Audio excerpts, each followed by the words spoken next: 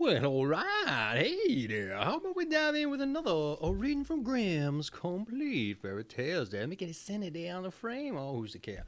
Hey, anyway, let's get the mood set and that energy right. I know I'm a little bit hyper this morning, but you just lay on down there and get comfortable. Get you a little taste of bourbon or maybe some snack packs, whatever those are.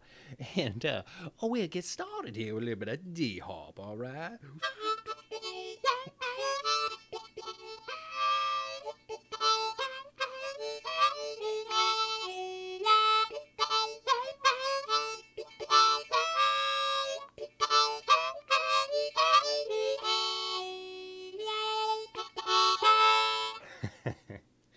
Well, all right. What are we reading tonight? You might be asking yourself.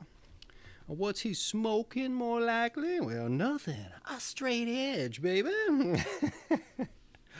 The devil's three gold hairs. That's what was reading.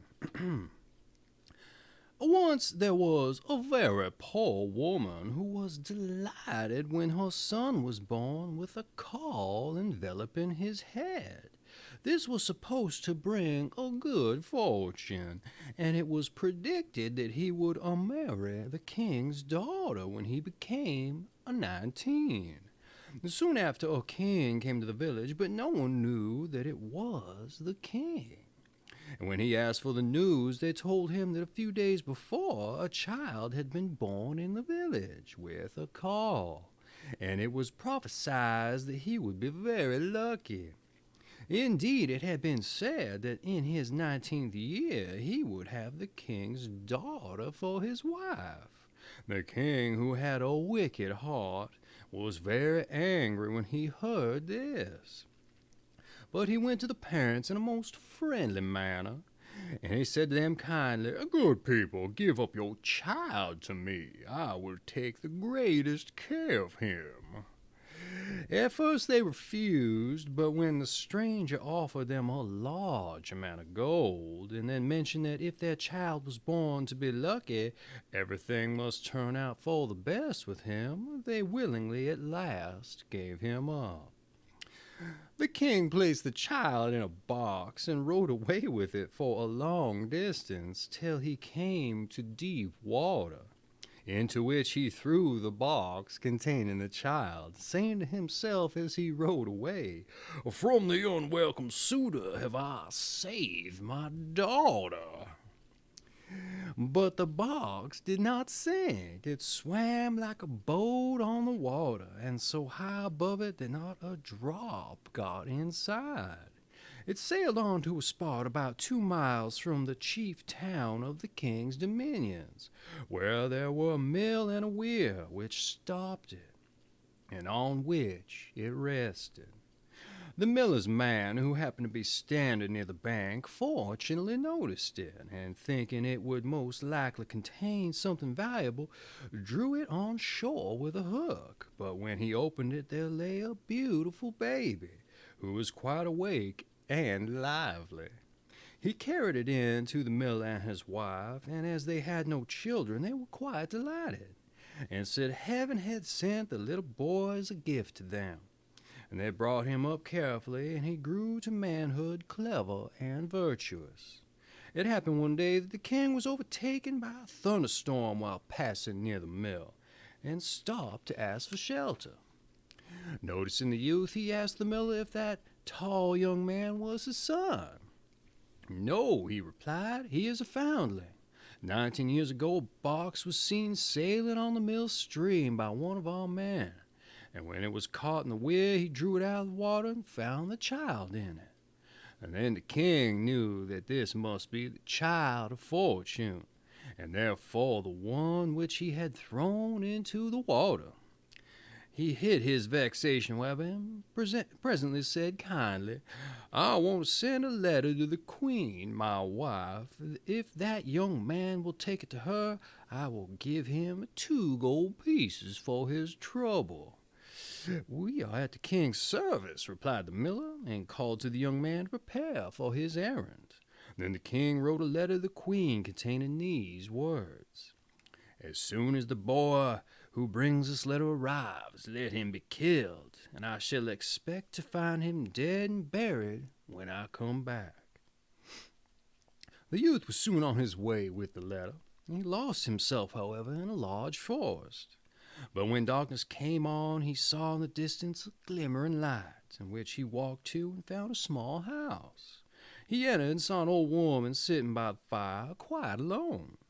He appeared frightened when she saw, or she appeared frightened rather, when she saw him, and said, "Where do you come from, and what do you want?" "I come from the mill," he replied,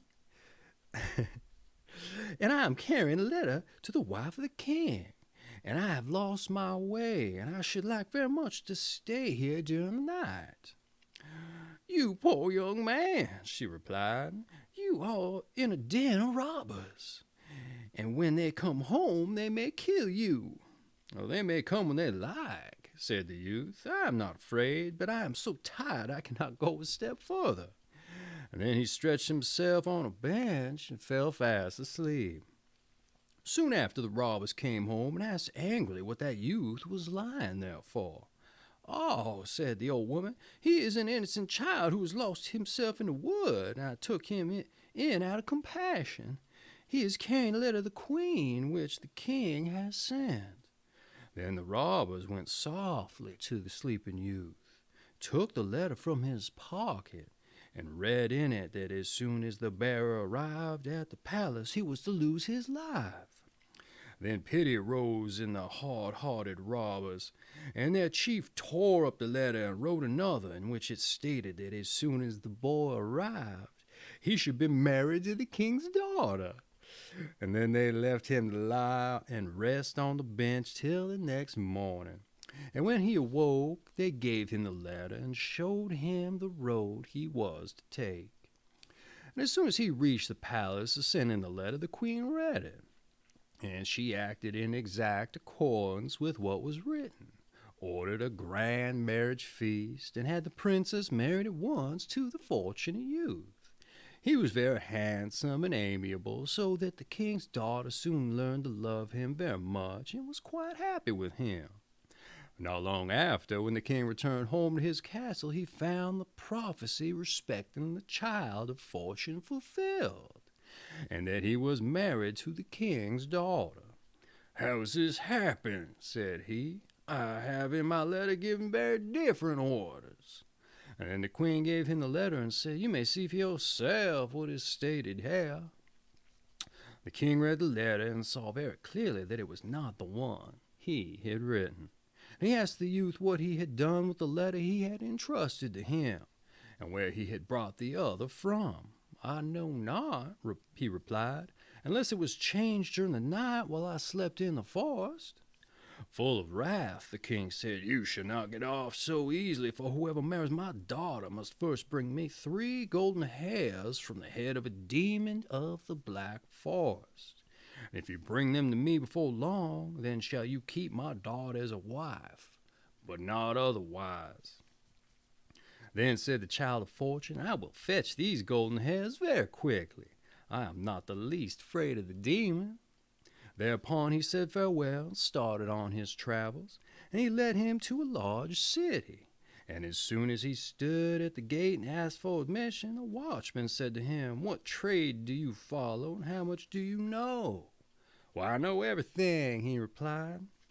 "Then you can do us a favor," answered the watchman, "if you can tell why our master's fountain, from which wine used to flow, is dried up and never gives us even water now."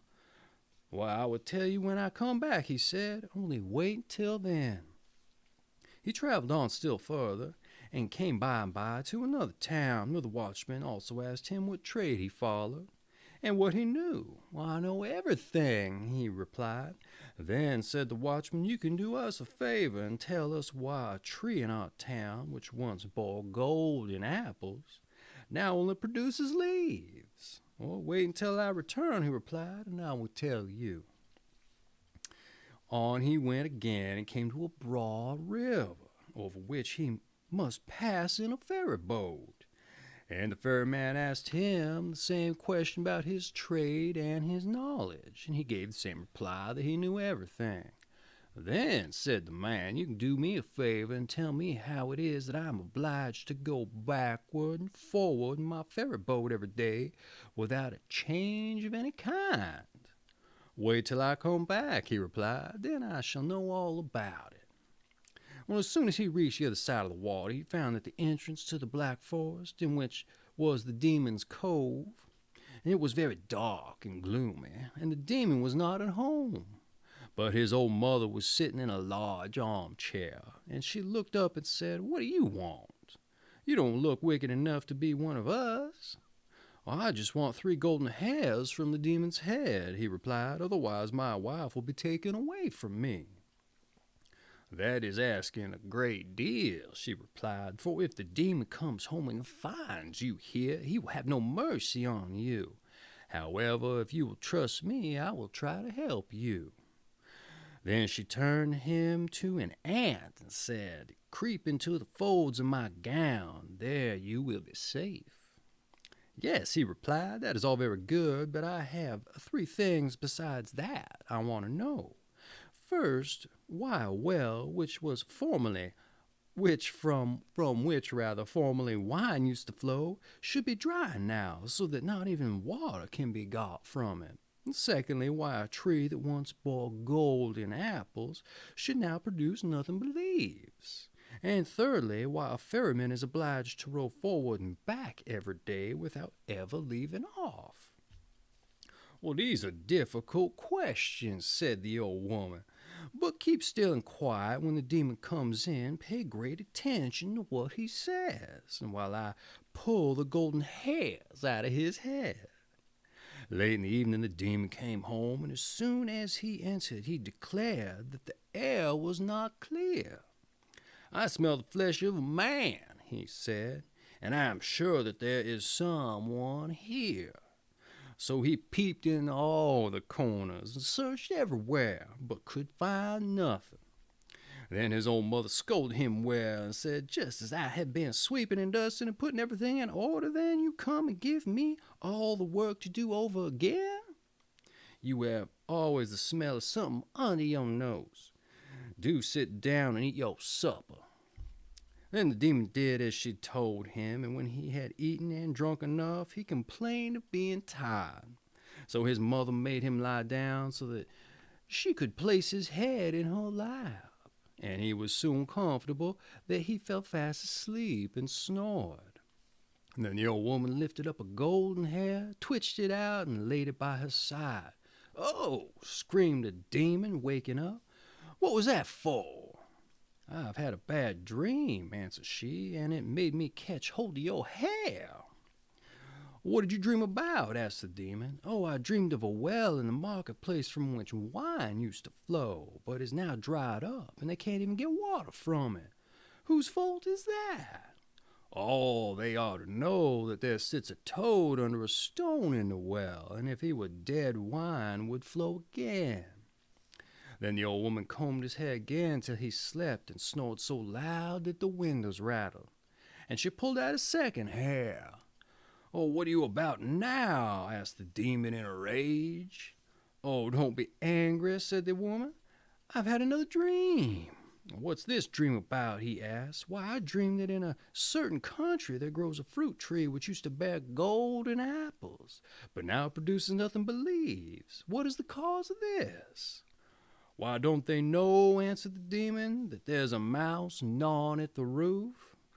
Were it dead, the tree would again bear golden apples, and if it gnaws much longer, the tree will wither and dry up. Bother your dreams. If you disturb me again, just as I am comfortably asleep, you will have a box on the ear." Then the old woman spoke kindly to him, and smoothed and combed his hair again till he slept and snored. Then she seized the third golden hair and pulled it out. The demon on this sprang to his feet, roared out in great rage than ever, and would have done some mischief in the house. But she managed to appease him this time also, and says, "How can I help my bad dreams?" "And whatever did you dream?" he asked, with some curiosity. "Well, I dreamed about a ferryman who complains that he is obliged to take people across the river and is never free." "Oh, the stupid fellow," replied the wizard. Wizard? He can very easily ask any person who wants to be ferried over to take the oar in his hand, and he will be free at once. The demon Then the demon laid his head down once more, and as the old mother had pulled out 3 golden hairs and got the answers to all 3 questions, she let the old fellow rest and sleep in peace till the morning dawned. And as soon as he had gone out the next day, the old woman took the ant from the folds of her dress and restored the lucky youth to his former shape. "Here are the 3 golden hairs for which you wished," said she. "And did you hear all the answers to your 3 questions?" "Yes," he replied, "every word, and I will not forget them." "Well, then, I have helped you out of all your difficulties, and now get home as fast as you can." After thanking the old woman for her kindness, he turned his steps homeward, full of joy that everything had succeeded so well. When he arrived at the ferry, the man asked for the promised answer. "Ferry me over first," he replied, "and then I will tell you." So when they reached the opposite shore, he gave the ferryman the demon's advice that the next person who came and wished to be ferried over should have the oar placed in his hand, and from that moment he would have to take the ferryman's place. Then the youth journeyed on till he came to a town where the unfruitful tree grew, and where the watchman was waiting for his answer. And to him the young man repeated what he had heard, and said, "Kill the mouse that is gnawing at the roof, and then your tree will bear golden apples again." The watchman thanked him and gave him, in return for his information, 2 asses laden with gold, which were led after him. He very soon arrived at the city which contained the dried-up fountain, and the sentinel came forward to receive his answer. Said the youth, "Under a stone in the fountain sits a toad, and it must be searched for and killed, and then the wine will again flow from it." To show how thankful he was for this advice, the sentinel ordered 2 asses laden with gold to be sent after him. At length the child of fortune reached home with his riches, and his wife was overjoyed at seeing him again, and hearing how well he had succeeded in his undertaking. He placed before the king 3 golden hairs he had brought from the head of the black demon. And when the king saw these and the 4 asses laden with gold, he was quite satisfied, and said, "Now that you have performed all the required conditions, I am quite ready to sanction your marriage to my daughter. But, dear son-in-law, tell me how you obtained all this gold. It is indeed very valuable treasure. Where did you find it?" "Well, I crossed the river in a ferry boat, and on the opposite shore I found the gold lying in the sand." "Can I find some if I go?" asked the king eagerly. "Yes, as much as you please," replied he. "There's a ferryman there who will row you over, and you can fill a sack in no time."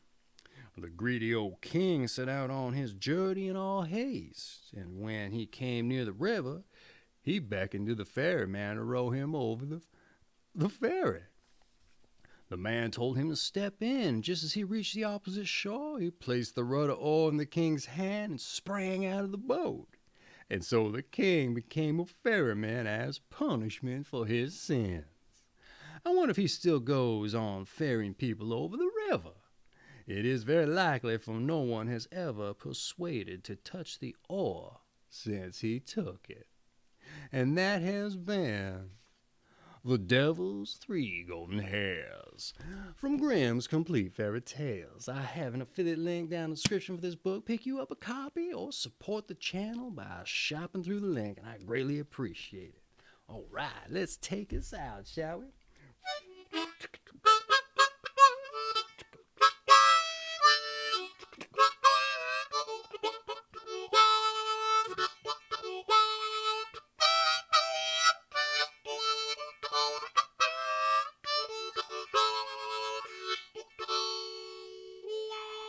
All right, hey, I just want to say a kisses to the missus and a tip of my hat to your old cat. You come on back now next time you hear, you understand? I hope you do, and you better. All right, you have a good one.